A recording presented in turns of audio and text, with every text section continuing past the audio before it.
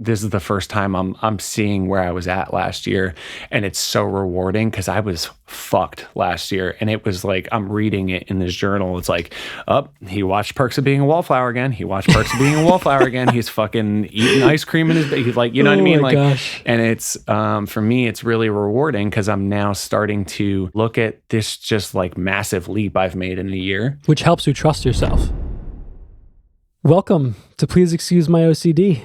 Today is a very special day. I have one of my favorite people on earth here who goes by the name Shye as an artist. But those of us who are in his personal life, we know him as Nick. And Nick has been someone in my life who's very important to me.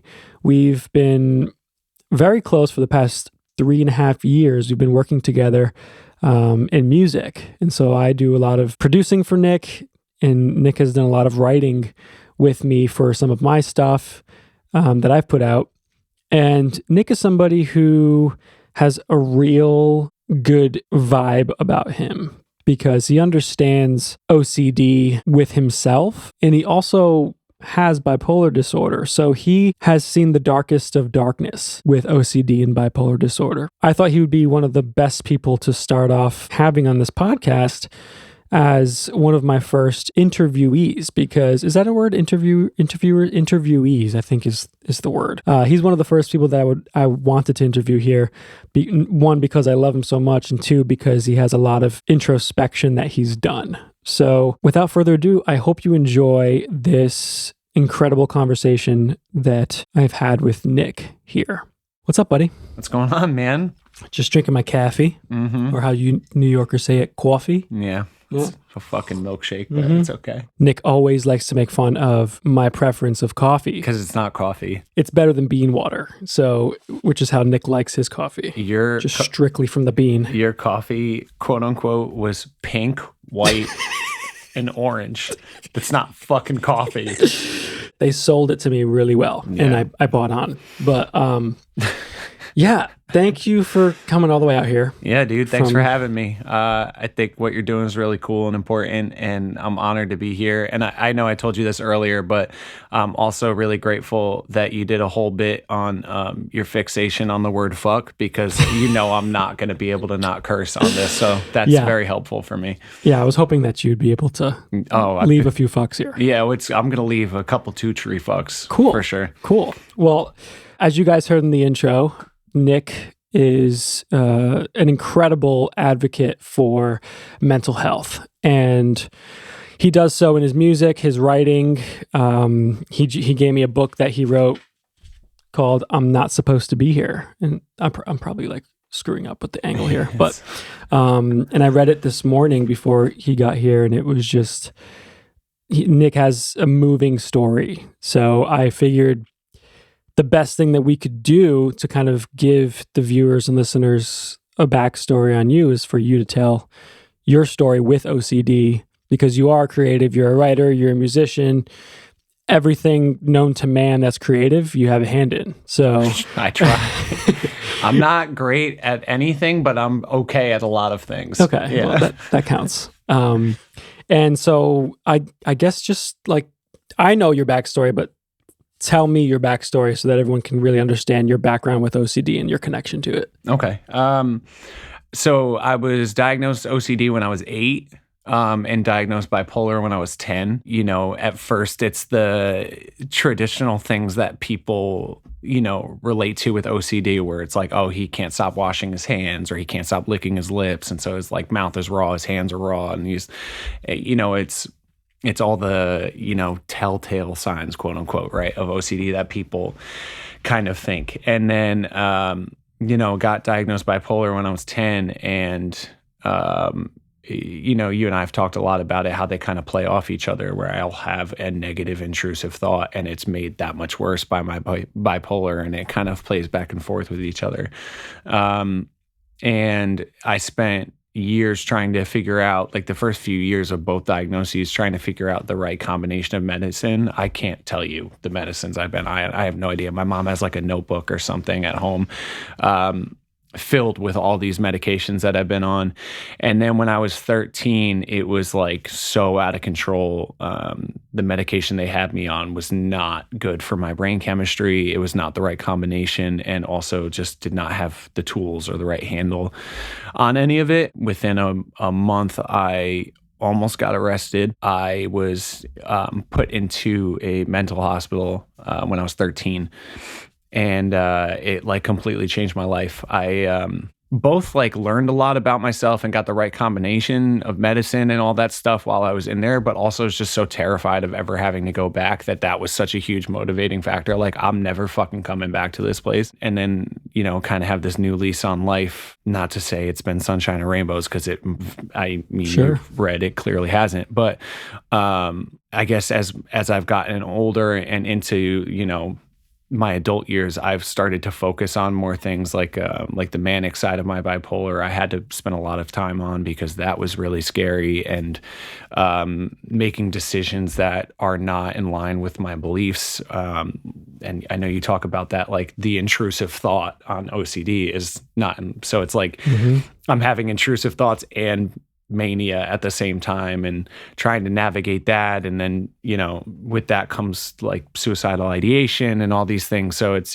been like it's been a journey for sure. And, I think over the last year, especially, I've really kind of started to heal some things within me that are, lifelong things that I've been trying to combat and learn, and I'm still trying to figure it out every day, especially on the OCD side of things. I feel like lately, the last few years, that intrusive thought or that thing that I can't stop cycling over has become like really present in my life. So I've been trying to navigate that as well. But yeah, I guess that's the Spark Notes version.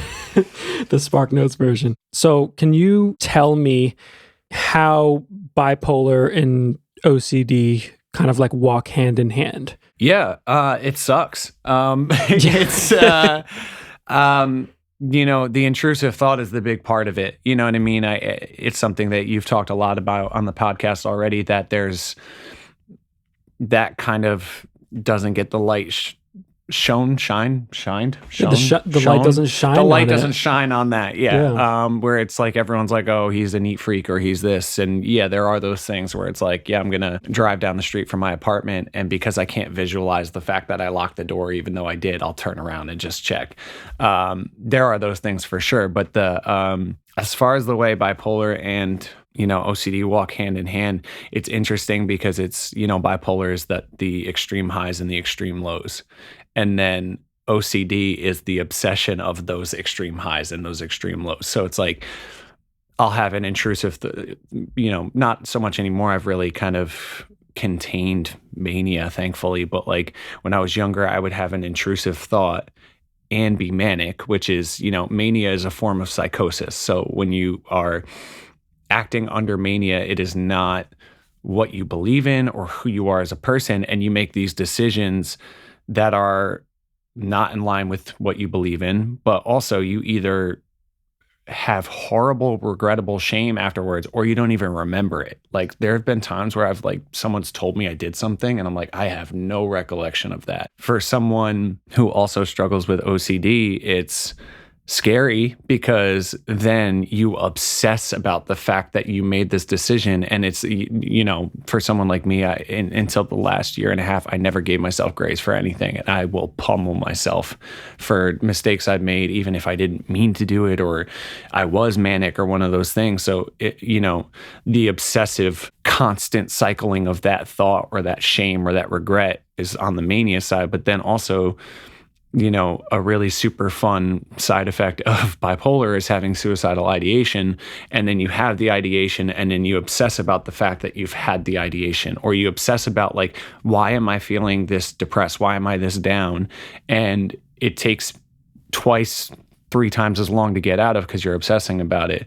I mean, it just from dealing with OCD, but like the same thought that someone would spend 2 minutes on, we'll spend 2 months on. Oh yeah. And then you add in the fact that I'm also experiencing these extreme highs and these extreme lows. It's a lot, It sounds like the catalyst of bipolar kind of bringing you to a point. Whereas somebody who doesn't have OCD and just bipolar, they have the action and they may not be as keen to, or like as reflective to reflect on it. Yeah. Or even like get really in the nitty gritty of what's going on. Yeah. And I mean, it's like a chicken or the egg thing. Like, I don't know if it's like the intrusive thought from OCD that triggers something bipolar, or if it's something that's like I'm having like a manic episode or a depressive episode that I then obsess about. But I tend to be a very self-reflective person, as most people are with OCD, and therefore I tend to be extremely, extremely hard on myself. And I've only learned recently to start giving myself that grace. But again, I'm obsessing about like the way I'm already feeling bad. I'm already feeling bad, and then I'm obsessing about feeling bad, or the thoughts that go behind feeling that way. So well, actually, first, can you walk me through like what suicidal ideation is for some people who don't know what that is? It's the desire, to not be here anymore. It's the planning in your head of not being here anymore, and it's the and that's again where kind of like the obsession part comes in. It's actually I was talking to somebody about suicidal ideation, and actually learned something that I didn't know. But it's like the people apparently, like if you have really bad suicidal ideation, you always have like a specific way, like you always know. And then there are people who have like maybe like the passing thought or whatever. I think everybody, well, not maybe everybody, but there's like, that's a thought that happens, and Sure. there's no like distinct way. But for me, I always know what the way is, you know what I mean? And for a long time, it felt more like, again, it's a side effect of being bipolar. It's something I've dealt with a lot in my life, but for a long time, it felt more like an intrusive thought, like something that I thought about and I was like, oh, I don't want to think about that. And then I kept thinking about it. Whereas, in recent history, last year, I mean, I've been very open about it. Last year, I came the closest I've ever been to taking my own life. And it wasn't an intrusive thought anymore. It was every day, constantly. And there's peace on the other side of that. It's the first time I've ever had that thought and not been afraid of it, which is the thing that scared me the most about having them. Gotcha. Yeah. Because with OCD, it's people who are having thoughts that they are afraid of. They usually go against their values. Yeah. So it's almost like, to me, it almost sounds like suicidal ideation would be like for it, and intrusive thought would be against it. And I feel like you're in the middle. I for a long time I was in the middle. Last year I wouldn't consider myself in the middle. Last year I was like an inch away from it. Like it was really close. And it took like you and the rest of my friends and my family and like learning how to have that conversation. Because that's the other thing is, as much as mental health is discussed now and as much as the stigmas kind of are being reduced, it's the understanding still isn't there. Like I think the stigma is heavily reduced, but the understanding isn't. And so like there's so many people who are there for me, but like don't try to understand it, or I know what that feels like too, but for the first time, because it got that real, I was like, I have to learn how to talk about this. And I never told anybody. I used to tell one person, that was it, and I just never felt like I could tell anybody. And last year I told everybody, like all my friends, my family, like everybody knows. And it is like a liberating feeling too. I say it all the time. I say, I feel like I'm the most me I've ever been in my life, because I'm not hiding that part of me anymore. And that was like such a dirty little secret of mine. Man, I'll never wash away the look in my mom's eyes when I told her that. But it also provided such a deep understanding from her and from like my friends and my family, because that's such a big part of me that I was hiding. And it was, again, last year was the first time it was constant. It was every day for like 4.5 months. I had to talk myself out of this. So it's one of those things where it's like, sometimes things have to get really bad so you can get the tools. And it's weird to almost be grateful for that period in my life, because now I understand that I have to discuss it, but I also know how to, and that it's not this thing where like I'm going to say it and people are going to put me in fucking jail for talking. You know what I mean? It's like it's such a, I don't know. I get it. What's the hardest part, or like, let me rephrase this. What's the scariest part for you about telling someone those kind of thoughts? I think the scariest part for me is the fact that I know that 99% of the people that I will say that to have absolutely no idea not only what that's like, but what to do with that information. And I only started doing it, like only started having that conversation because I was in a coffee shop with, Jesse. And I was sitting there with Jesse and we were talking about something, and like, I felt like my brain was leaking out behind my eyes. I was like, I have nothing to offer this conversation. I am just not, I need to talk about this. And it like burst out of me, and I told him. And he looked at me, and it was such a life-changing experience. Jesse's been, one of my best friends for 16 years at this point. And he looked at me, and he just like was so calm and just said, I'll never know what it's like to live with what you have to live with and deal with that kind of stuff in your brain. But I'm so grateful you told me, because it allows me to better be there for you and understand you as my friend. And it was like, holy shit. It was like a bubble popped in me. And then I was like, I'll fucking tell anybody. Like, this feels great to be able to be honest about it.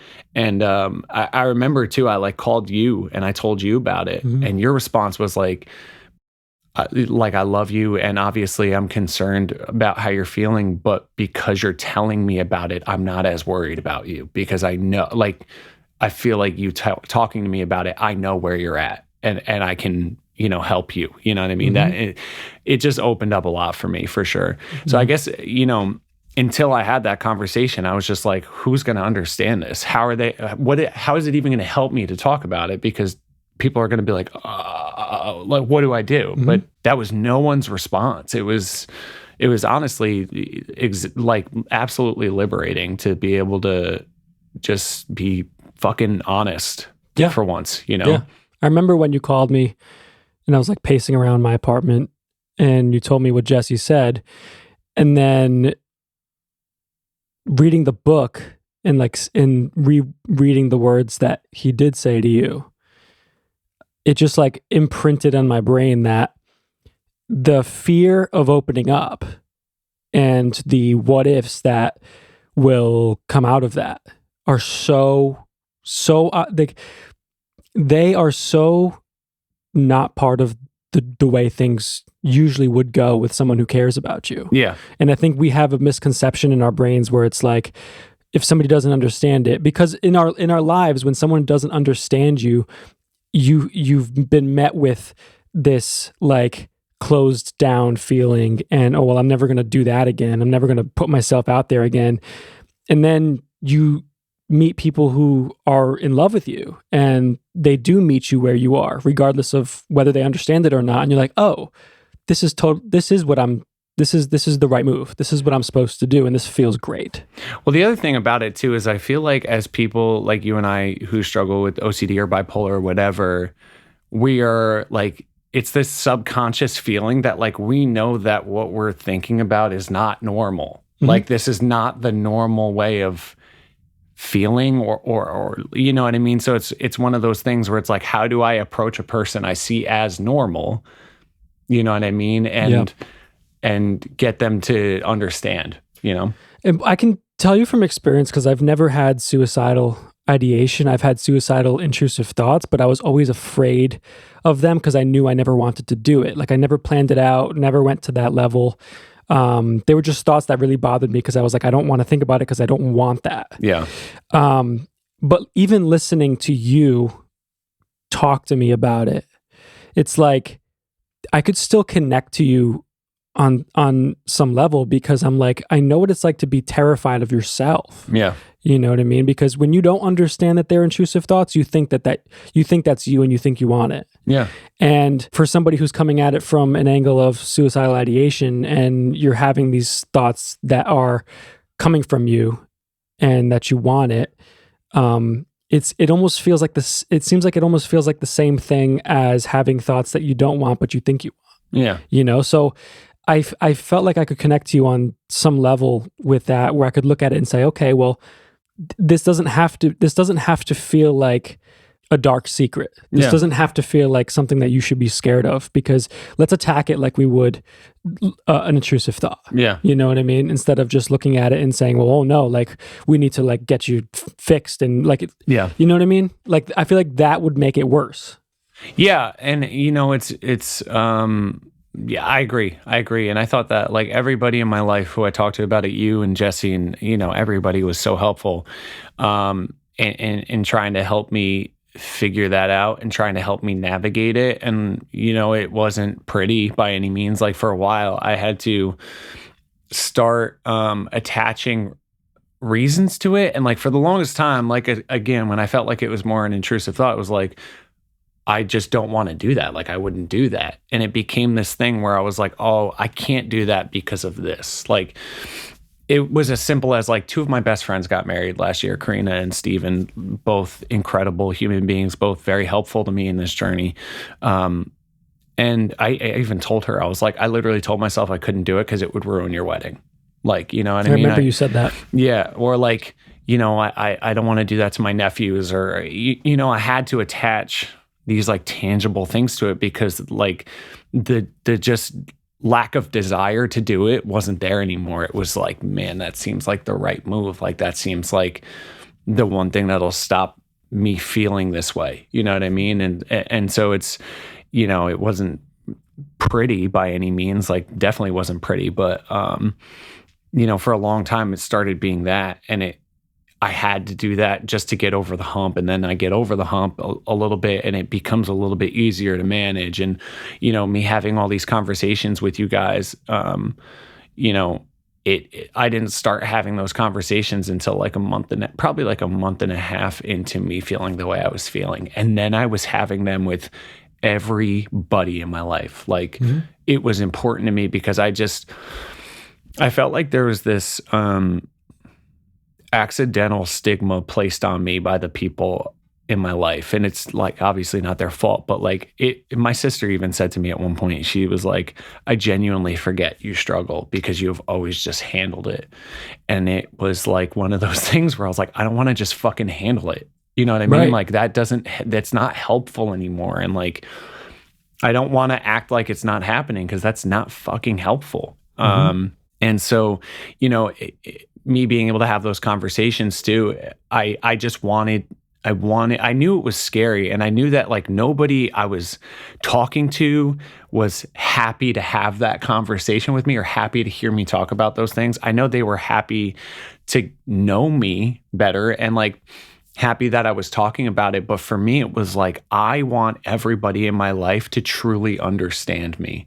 And it took me until last year to feel that way. I never felt, entirely understood, because it was one of those things where, I might be obsessing about this like depressive state that I'm in and trying to figure it out and trying to pick it apart and get all the answers.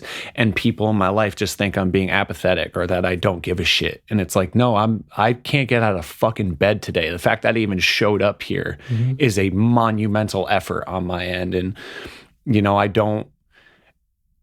I don't blame them because I wasn't talking about it. I didn't know how to get myself out of that state. So for me now, I've become so protective of my peace and, never wanting to get to that state again where I was like as bad as I was last year, that I want to have the conversation with anybody because I want them to understand me and know that like, a lot of the times when I'm in a state like that or I'm feeling the way I'm feeling, I don't want to be, like you said, like, I don't want to have those thoughts. I don't want to feel like this, but I do. And I have to honor it in some way. Like I can't just ignore it, you know? So absolutely.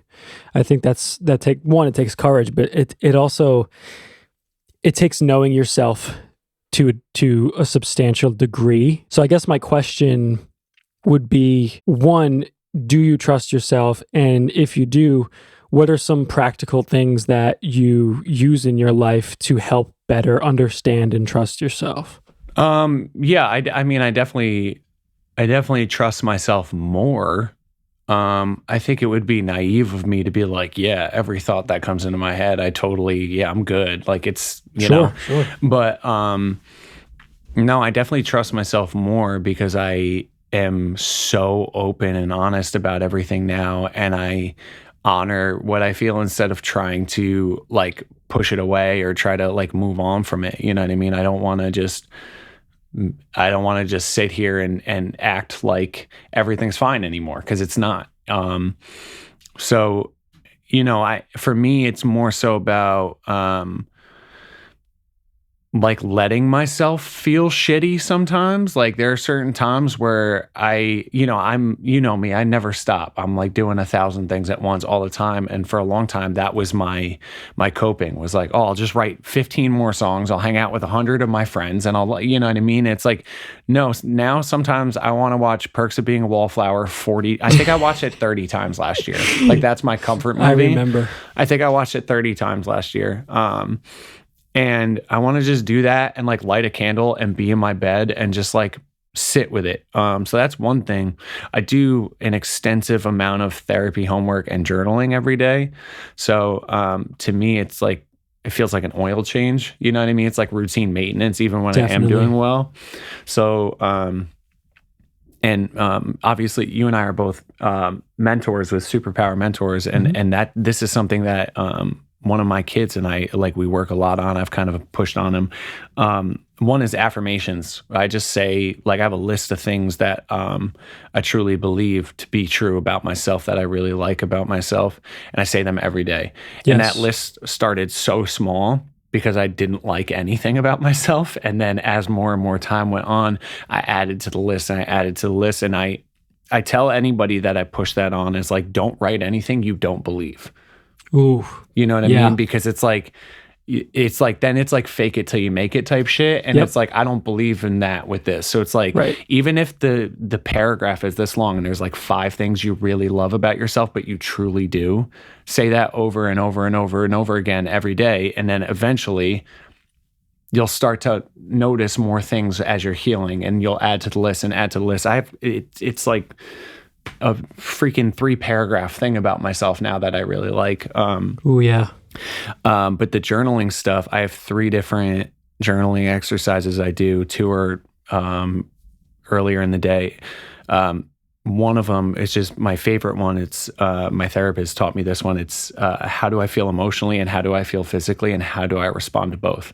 So like every day I'll wake up and I'll be like, okay, I feel anxious about this, and you know, I feel tired because, you know, obviously I'm so anxious that it makes me tired. And so it's like, okay, so how do I respond to that? So, you know, this morning I woke up and I was feeling anxious and I was like, stay present, enjoy your day, have fun with Ty, you know, enjoy the conversation, you know, be around your friends, and same with feeling physically, like stay present, relax, rest, you know?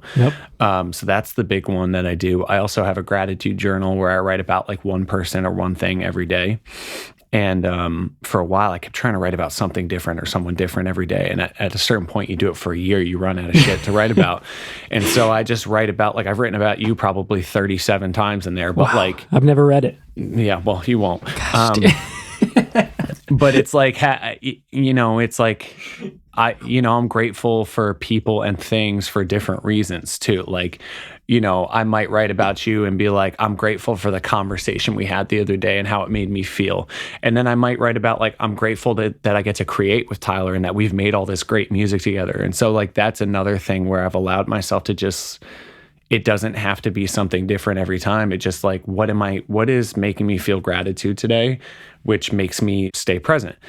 And then my sister got me one for Christmas like a year and a half ago, and I love it. I'm really starting to reap the benefits of it. It's called One Line a Day. I told you about it. I remember that. And it's you just like write about your day or whatever in it, but it has it has the date at the top, like the month and the day, and then there's 5 different sections for 5 straight years. So like you go to that day, and it's because we just turned into 2024. This is the first time I'm seeing where I was at last year, and it's so rewarding because I was fucked last year, and it was like I'm reading it in this journal. It's like, he watched Perks of Being a Wallflower again. He watched Perks of Being a Wallflower again. He's fucking eating ice cream in his. He's like, you know what I mean? my Like, gosh. and it's for me, it's really rewarding because I'm now starting to.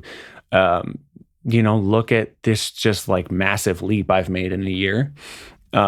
Which helps you trust yourself. Yeah. I mean, it only and that's the other thing with the feeling emotionally and feeling physically. It's like every day when you write it, it might feel like the change is so incremental, but then I look at where I was a year ago or 6 months ago, where like, the changes start to take more shape. And so, yeah, it's a lot of journaling, but a lot of things that kind of force me to stop catastrophizing or thinking big picture or like, how is this going to end or what's the answer to this? It's like, this is how I'm feeling. This is what I need to get through the day. Yes. You know what I mean? Yes. I'm going on a rant here now, but yes, we have editing tools. True. I had a really rewarding conversation at a time when I really needed it. It was like a week or two before Christmas. No, it was the week of Christmas, and I was having like, I was just like not in a good spot. And I was like being really hard on myself and like kind of feeling super down. And I got a random phone call from my friend LaRue. He's one of Mason's friends. Oh, yeah. And him and I are like, we're boys, but like we have hung out like a couple times. Like we don't text all the time. He likes the music we make. So like him and I have, we're friends, but like he just called me. And we had this like hour-long conversation in which he was so, dude, it was like everything I needed to hear. And he was just like telling me how he's a super religious or spiritual guy. And he told me that when he listens to like the songs, that like it makes him feel the same way as he does when he reads scripture, and that like my vulnerability allows him to feel kind of vulnerable or whatever. And it meant so much to me. And that's incredible. Yeah. And we had this conversation about like, what do you need to get through the day? Like stop thinking big picture type stuff. And he was like talking to me about, again, he's a spiritual guy. And he was talking to me about like the Lord's Prayer. Mm-hmm. And, he said like, give us this day our daily bread. And that's been like tattooed in my brain. It's because to me, like I'm not the most religious man. Sure. Neither am I. I mean, yeah, I know. Yeah. But like I like to believe in, something more. Yeah. And for when he said that to me, like I got so obsessed with the idea of daily bread. It's like, what do I need that is the sustenance just for today to get through the day? You know what I mean? Like, just give me that. That's all I need. I don't need the G-Wagon. I want the G-Wagon, but I don't need the G-Wagon. I don't need the big house in the hills. Like, what do I need today to make sure that Nick is like fulfilled and happy? And when you take it from such a big picture thing, like, you and I are both have OCD and are just creative people. So we always think big picture. It's like, well, what do I need on, I don't know what today's date is. The 29th. What do I need on January 29th, 2024 to get through the end of the day feeling happy and fulfilled with the day? And that's a big thing for me too. So for me, it's really about staying present. I love that. And that was the longest fucking answer of all time. That's fine. That's fine. You got to start telling me to shut up. Listen, man, this is totally fine. I like this because I told you I'd like to get a good 45 minutes to an hour out of it, and I think we've been doing this for like a half hour, so like we got some good time. I'm judging by the fact that my left ass cheek feels a little numb, so I'm gonna adjust my I'm adjusting a little bit. We do not condone cheek numbness here at Please Excuse My OCD, but there's a lot of cheek numbness going on. A lot of cheek numbness, yeah. Built like a fucking praying mantis, so I'm sorry. I'm sorry. It was just funny. You're imagining like me like tickling like what do they do? They rub their wings together. Or I don't know. They'd pray. It's just I don't know if they very actually spiritual pray, bugs. Yeah, very spiritual. I was gonna go somewhere with that. My ADD brain is just fumbling. You're welcome. Yeah, I feel like because you only have the day. Yeah. That's all you have. You only have now, right? And it's weird because our minds go to this place where there is no now, it's later or it's before. And especially with OCD, I feel like most of our minds are in later.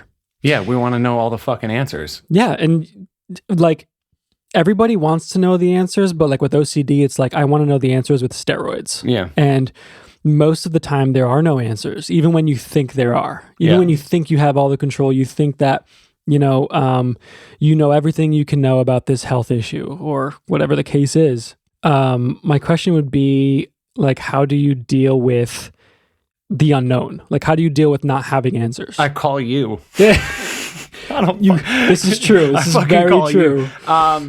No, dude, like, honestly, I struggle with that still, you know what I mean? And I still go to that place where I'm like, I don't fucking get it. I don't understand why this is happening. I don't know why, like, I feel the way I do. And, you know, I mean, we've been talking about this recently where I'm like kind of being faced with a bunch of shit that like is seemingly being put in front of me where I'm trying to figure out what the answer is to it. And, yeah, it's exhausting. And I still have those moments, you know what I mean? There was like a good couple week period recently where I was like just cycling again. And I felt myself like going back to that place, not like the ideation place I did last year, but like, you were on the other end of 1,000 phone calls where like I was just obsessing and cycling and what the fuck does this mean? And why is this happening? And I was doing that again. And, it's interesting. I just went to, one of my best friends, Kentora, I went to her 30th birthday, and I just like had a really good time. And like that day I was like cycling. And I just had a really good time while I was there. And it made me kind of just like take a deep breath and remember that there's other shit outside of what I'm obsessing about. You know what I mean? That was huge for me because up until that moment, I was like, yeah. Constantly. And then like I went to that party and I had so much fun and I was like, okay, I'm good. Like, I'm okay. Like, and so I don't know, like sometimes I still don't know, you know what I mean? I sometimes it's helpful for me to talk about it. Sometimes it's not. And you and I talk about that a lot too. It's like, you talk about it to a certain extent with the people you love in your life and try to figure out like, am I obsessing or is this is this what I'm actually thinking it is? You know what I mean? Does this have some validity? Yeah. And there's an extent to which it's helpful to talk about. And then there's an extent to where you're just exhausted from talking about it. So it's, it kind of depends. But for me, again, in like a subconscious way, my thing was I went to this party, I had a great time. And it was because I was present and I wasn't obsessing about this other stuff and I wasn't thinking about this other stuff. So it was like, how do I find ways to be present? So I've been reading a lot again. I'm on my 3rd book of the year. I'm crushing it. So I'm like, fuck yeah, I'm loving it. So I've been reading a lot, which helps me stay present because I'm immersing myself in a different world besides the one that's in my head. I've been writing a lot. As you know, your inbox has been super annoying from me, just sending songs and shit. I gotta read those emails. I've been watching The Sopranos. Just like, for me, I think I've just started to figure out like things that I enjoy doing that aren't necessarily about like an end game or, a big picture thing or like purposefully distracting myself, if that makes sense. Like I read because I want to read and it helps me to distract myself from whatever's going on. Or like I'll hang out with friends because I want to hang out with my friends and not because oh my God, I got to get out of my head. You know what I mean? So it's like, it's a want. It's a want, but it also does kind of satisfy a need. Yeah. I understand that. Yeah. So I'm just trying to find, and lately have been pretty successful in finding ways to just stay present, in my day to day. But again, there's always going to be those times in which I'm not able to do that. And it just takes me a little time to get there. So. Yeah. And I think a lot of it too is when you talk about presence, and I look at that as like two sides of the same token with presence and acceptance. So I think it's really hard for you to be present without acceptance. Yeah. So even if you're not like sitting there being like, okay, I accept this thought, or I'm not going to do anything with it. I'm just going to let it be what it is. Because that's like one way that I like to deal with mine. Because I know that if I look for answers, that's a compulsion. Right? Yeah. So sometimes just being present, doing what you're doing is, to me, it's another form of acceptance. Well, it also, like, to your point, like, it is a compulsion, but it's also like, if you are seeking the answer, are you going to get the answer you want anyway? And then you're going to go obsess about that. So it's like, right. For me, being present allows me to just like relax and be okay with my day to day and have that daily bread like we talked about. But it also allows me to just kind of be like, instead of me seeking the answer, why don't I let the answer present itself? And for me, like, that's, kind of where I've been at lately, where, I was looking for the answers in a bunch of things, and then it just wasn't helpful. It was, destroying me. I was, constantly, my brain was like a freaking rabbit or a hamster on a wheel, and it just would not stop going. And I was like, again, me being at that party, I was able to, drink 1,000 club sodas and listen to mid 2000s hip hop and like just have a great time. And it just allowed me, again, that acceptance of just being like, I don't know what the answer is. And, I'm not saying that I won't need it at some point, but like right now I should just relax and like take care of myself and allow the answer to just present itself when it needs to be presented. I like that. Because, it's like, sometimes those thoughts too are like marinating meat. Yeah. Right? It's like, if you try to pull the meat out of the bag too quick, it's not going to taste like anything. You know what I mean? So it's just like, when is this thought ready for me to actually get the answer for it? Right. That's actually, I never thought about it like that. That's pretty interesting. I haven't either. It just came to you. I'm fucking brilliant. Just talking about meat in bags. Yeah. Sorry to my vegan homies. There are certain things about the way I work and about the way that I care for people and the way that I live my life that I feel like would not be the case if I didn't think the way I do. Sure. If I didn't obsess over things the way I do. With my OCD, would you say that like the bipolar that you have struggled with your whole life, your OCD, like, do they play a part in your creative process as an artist? Oh, certainly. Man. Yeah, I mean, the OCD side, like, me, I'm a remarkably organized, like, I have the next year and a half of my musical life planned out, and I just sorry to you. But yeah, like, I think I'm remarkably organized. I think that, I think maybe my OCD made me a better songwriter because I see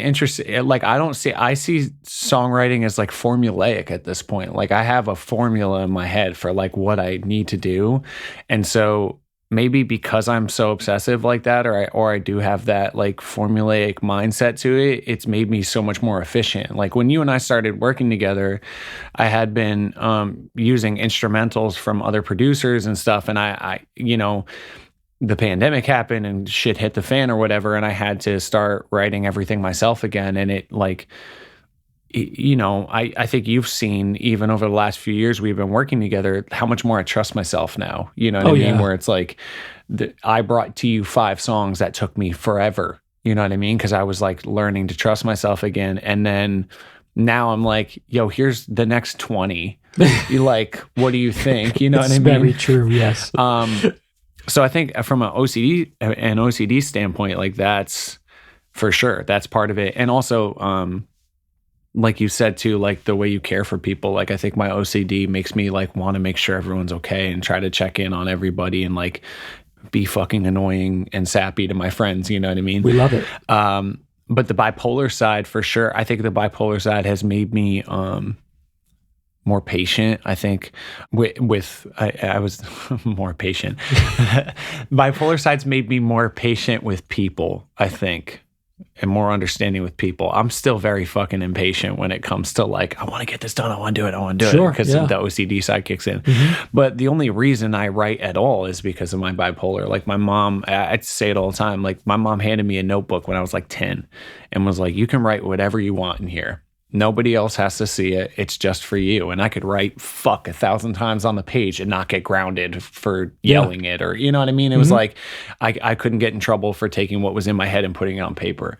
And, you know, that was like the dawn of it. Right. And that's why I always wrote. That's why I wanted, you know, once I found music and started playing guitar, it's like why I wanted to be a songwriter. I liked taking this storm in my head and making something beautiful from it.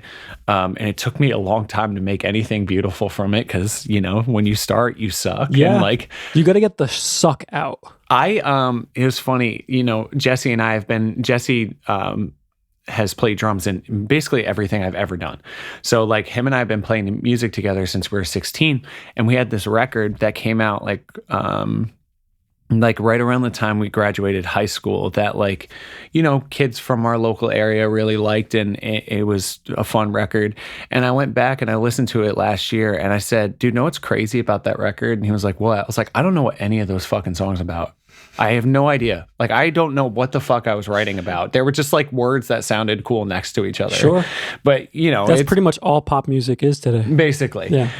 But I think that that's why, like, not to toot my own horn, but I think that people, you know, people who really like my music and the things that I do really speak about like my lyrics. Like, like my lyricism is, I think, you know, even my uncle was like, oh, everyone like makes music or whatever, but your words are what set you apart.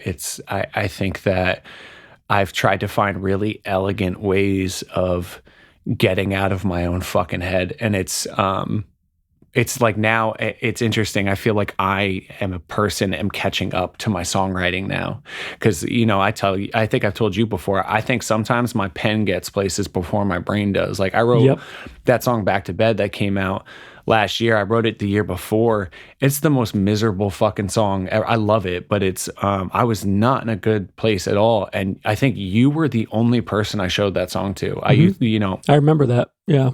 There's a contingent of people. I'll send demos to friends or like my family, and like the girl I was dating at the time, like I showed her everything, and I did not I never showed her that song because I like subconsciously knew it was fucking terrifying. You know what I mean? That song is rough. It's a rough song. I love it so much, and like every time I hear it in my voice. Like it's like desperate, like the desperation in my voice. I love that song.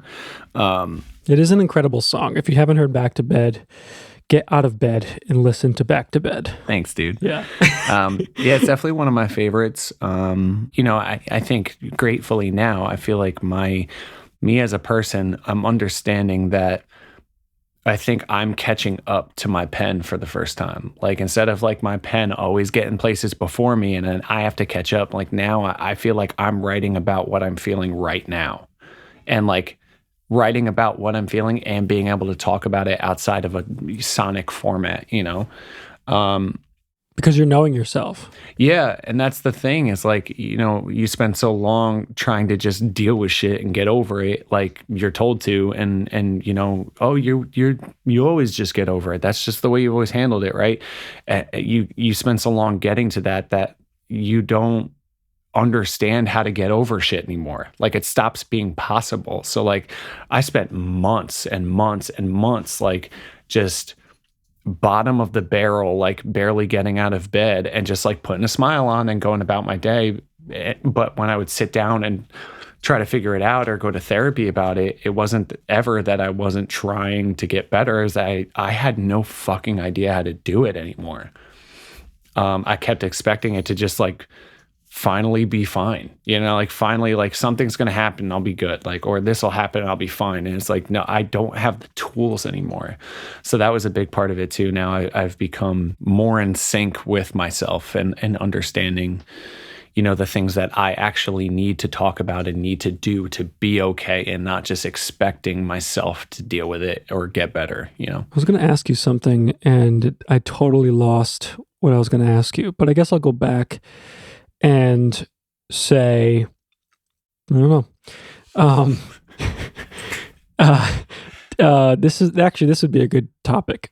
Dating with the way your brain works. Mm-hmm. Do you find that, like, for myself growing up, because I was such a thinker and because I always felt like I needed certain things, and I feel like everybody kind of does have certain needs to a certain extent when it comes to romantic relationships. Mm-hmm. But do you feel like because your brain works a certain way that it's harder to date in an already hard landscape of dating? I don't know that I would say it's harder to date. I'd say that I'm harder on myself dating.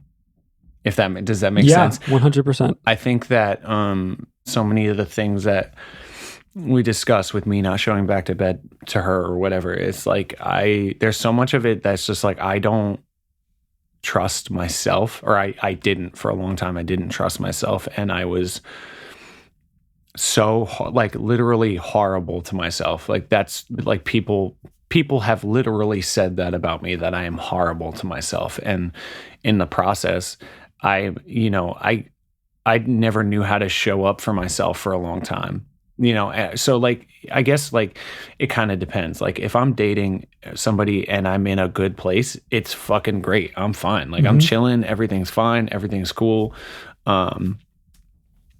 I don't deal with a lot of things like, I think when I'm dating people, like I don't think I ever really worry about like jealousy or like trust like that, because my mistrust isn't with them, it's with me. Yeah. So not like I don't ever have an issue trusting people. I do, and I have had an issue with trusting myself. So, if I get myself to that place where I'm not doing well, I'm trying so hard to find the answer. Like we talk about all the time with OCD, like you need to have the answer. And for me, it's like, I know it's not this person that makes me feel this way. So why do I feel this way? What do I need to do? And it's like, you spend so long just trying to like, it's, I'll liken it to like a tug of war, but I'm in the middle. So one side of me is being pulled by like, I'm not doing well, and I'm trying desperately to figure it out, and I can't, and I don't know how to understand it or fix it. And the other side's pulled by like, I don't want to let on too much because I don't want this person to be upset or anxious or think it has anything to do with them, because I know it doesn't. And so all of that gets kind of, that's why I got pulled in two different directions, and I was exhausted constantly because I was like, I'm not doing well. I don't know what it is. I know it's not her. What the fuck why am I feeling this way?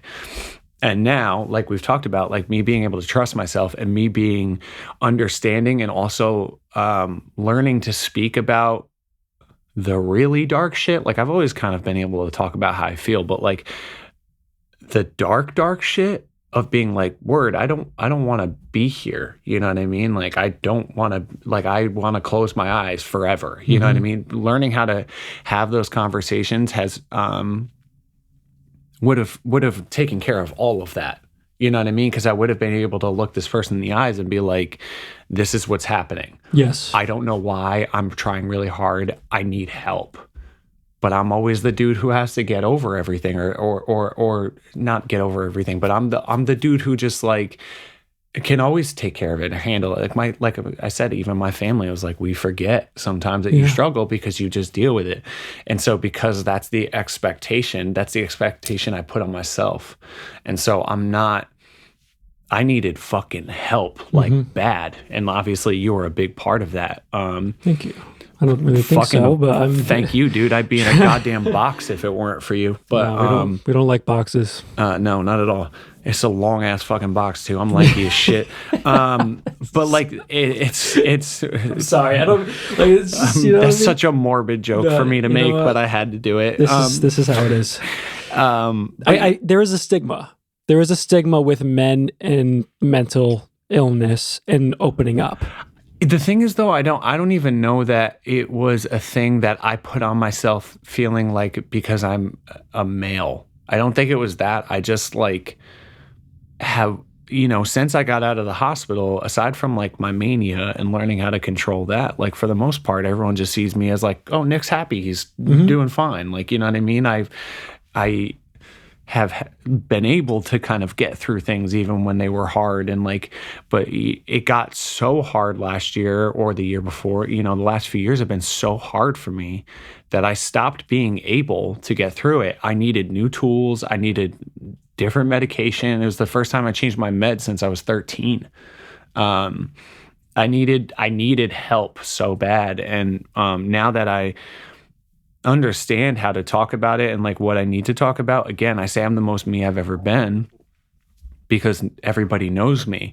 If I had had those skills and understanding, and again, like I guess sometimes life hands you shit to help you get to that point, and I wish it didn't take this to get to that point, but like if I had had that understanding 2 years ago, we're having a completely different conversation right now. Yeah. Yeah. You know what I mean? So for me, it's been I've never really subscribed to like you gotta be 100. And I've talked about this. You gotta be 100% good before you start dating somebody. Yeah, I don't fuck subscribe to that, but I do think you need to know yourself. I think you need to know, have the tools to deal with the things you need to deal with. I think you need to, have a really good idea of who you are as a person. And, I thought I did, but I didn't. I had no fucking idea who I was because everything that I thought I was rooted in the songs I made and if people liked them. Yep. That's That the makes only sense. part of me that I ever fucking liked until last year. It took me my entire life to actually appreciate who I am as a person. So Feel that. I think with dating, like you said, it's one of those things where I think it's probably different for me now, but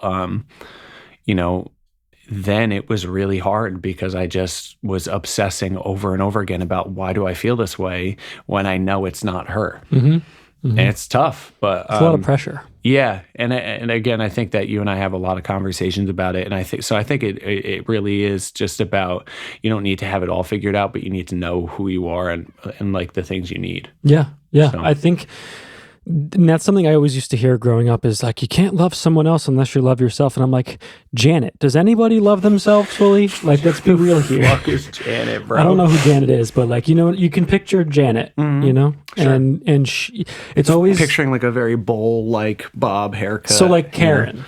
Yeah, like a helmet. Okay. Yeah. Yeah, like a Definitely helmet of hair. Like just that in itself, is a lot of pressure to say, hey, I really got to love myself. Like, you can't pressure yourself into loving yourself. Like, No, but I think you can understand how to prioritize it. You know what I mean? And I think that comes from, again, what we just discussed. Like, you don't need to love every part of yourself, but you need to know yourself at least and be able to, like, and that's, again, like, now that I know myself and I have all those tools, like, my communication is very different. Like, I have such a high level of communication. I had a decent level of communication before, but like, now that I know myself and I understand all these things about myself and how I need to talk about it, my communication level is ridiculous now. Like, ridiculous. He's got the Riz. Ridiculous. 13 was a very pivotal year for you. Yeah. And I know for a fact that there's so much that you would be able to give to him. I guess first, like, you may feel extremely isolated and understood in this moment, but your future holds a remarkable amount of incredible people who truly love you and are there for you, and you have built a network of truly, truly wonderful and kind human beings that you call family and friends. I think that's number one. But the future just holds so much love for him. Oh man.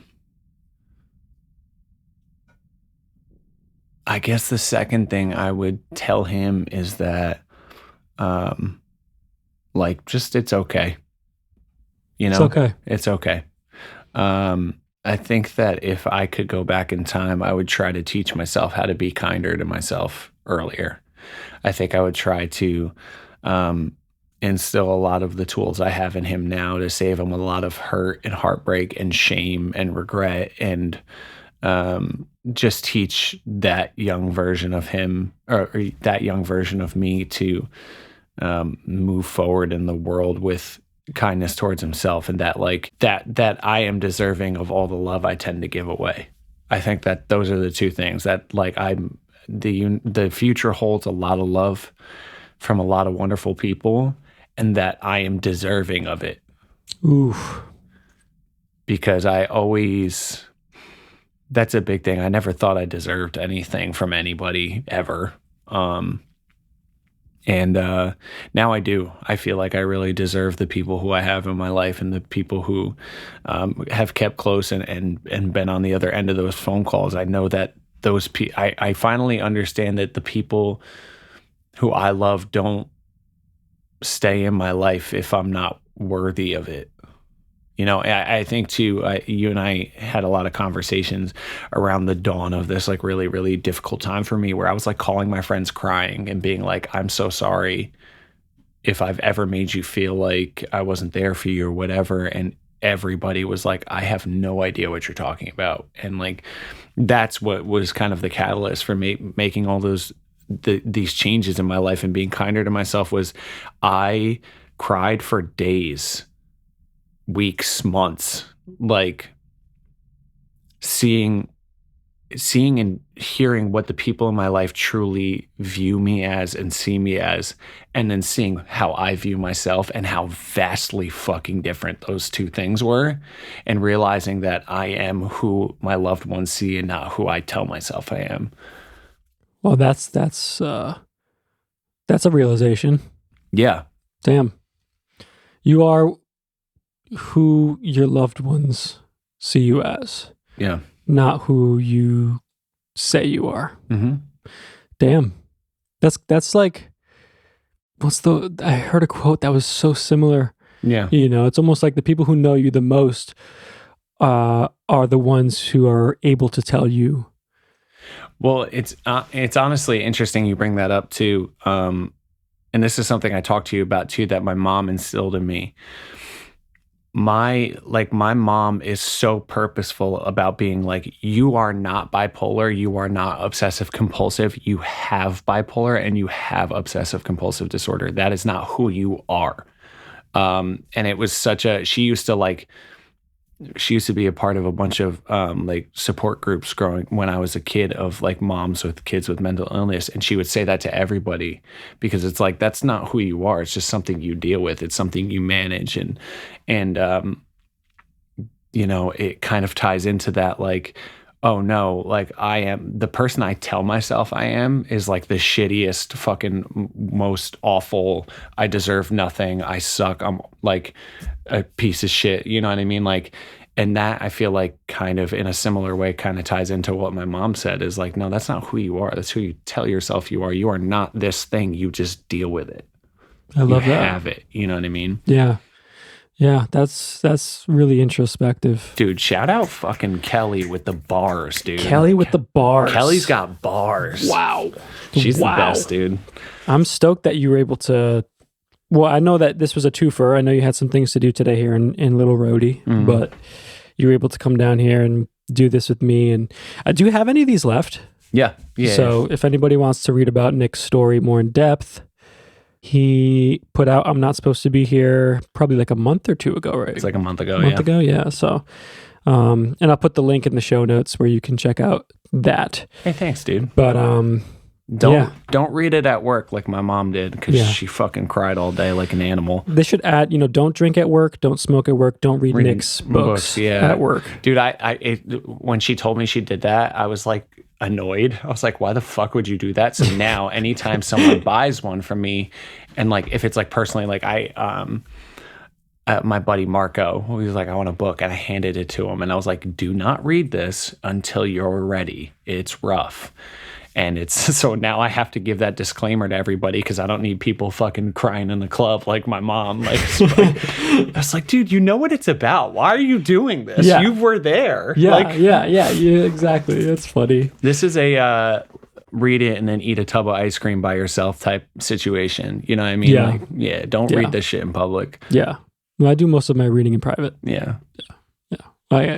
So that wasn't a joke. I'm piggybacking off of that. Yeah, that's a smart move. Yeah. Well, thanks for coming on here, man. And you're one of my favorite people. I love you so much. And I love you too, brother. Thanks for talking OCD with me. Yeah, man. Here on Please Excuse My OCD. And, have a look out for the new music coming out.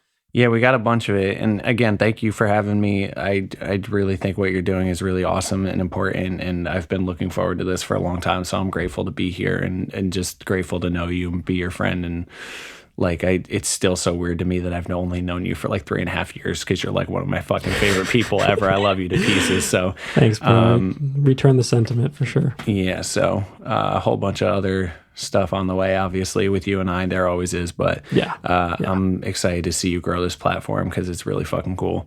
Thanks, brother. That's the whole purpose. I've told everybody before, it's about just keeping the lines of communication open, right? And anything that we do, and you've said that multiple times on this podcast already, is when you're able to open up, how much the world kind of opened up for you. Yeah, 100%. Yeah. That's exactly what this is. So thanks for coming on. Thanks, man. Appreciate it. My mom says hi, by the way. Hi, Mom.